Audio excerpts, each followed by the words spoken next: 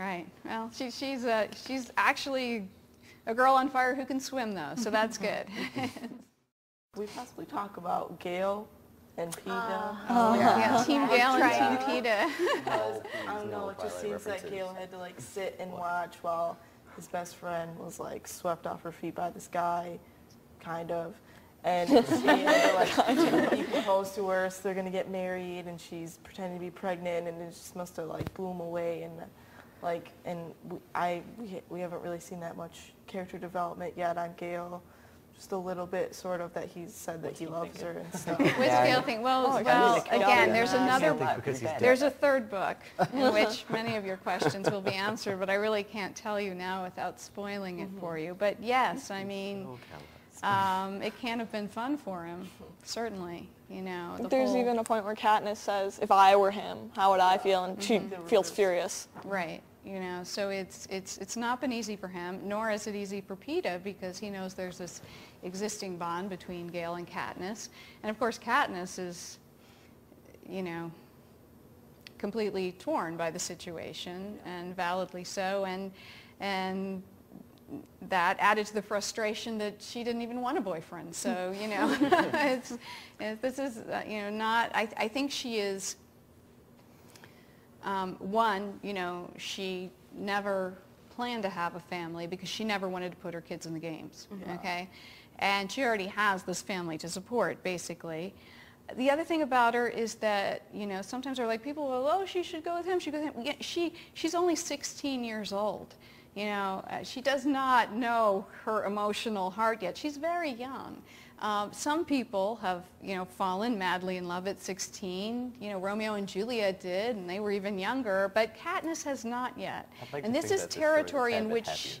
I'd like to think that this story is a tad bit happier than Romeo and Juliet. Please, no double suicide at the end of the third book. Please. There's a, you know, there's they're a third both book coming. they're both kind of downers in their own way. I mean, you know, but she's young, and this is new ground. She is not someone who has even, you know, cracked the window on that portion of her life, and then she's thrown into this, you know, fake romance that becomes complicated for her, and then makes her think about this boy back home in a different way for the first time, and so she's very confused by it. She's not, she's not playing them, you know what I mean? She'd really just like it to go back to how it used to be, but that's not going to happen. And of course, the Capitol keep forcing her in this one direction. So, as a reader, I'm thinking, Katniss, how can you be so stupid? Don't you realize this boy loves you, and PETA loves you, and yet, you know, when PETA says, "Hey, Mitch said you'd take a lot of convincing," you know, she isn't at that place to, plus there's all the twists of whether or not he is, you know, she's thinking he's playing for survival, and how do you trust somebody when you're placed in this situation? The fact that, say, both Gail and PETA might genuinely be madly in love with her, her realization of that does not simplify anything for her. That does not simplify anything for her. I hear that there's a movie in the works. Can you tell us anything more about that? Yes, this past spring we sold the movie rights to Lionsgate with Nina Jacobson of Color Force as the producer, and I'm very excited about it, about working with them. I think they're going to be an excellent fit for the material. I am engaged as the screenwriter for at least the first couple of drafts. I'm not going to be starting that for several months. I need to finish writing the third book. Yes. I think everyone agrees with that. We're not going to push you.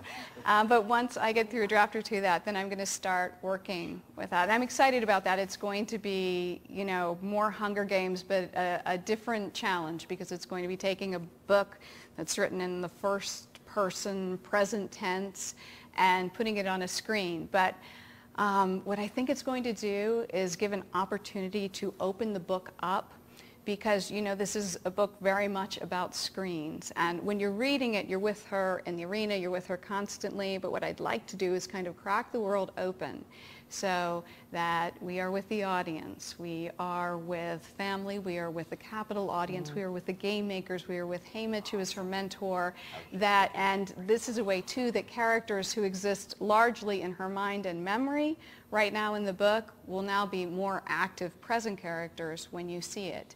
And the other thing I'm excited about is that, a lot of the book deals with our response to watching things on a screen, how it's affecting us, the amount of voyeurism, the kind of things that we are beginning to consider as entertainment.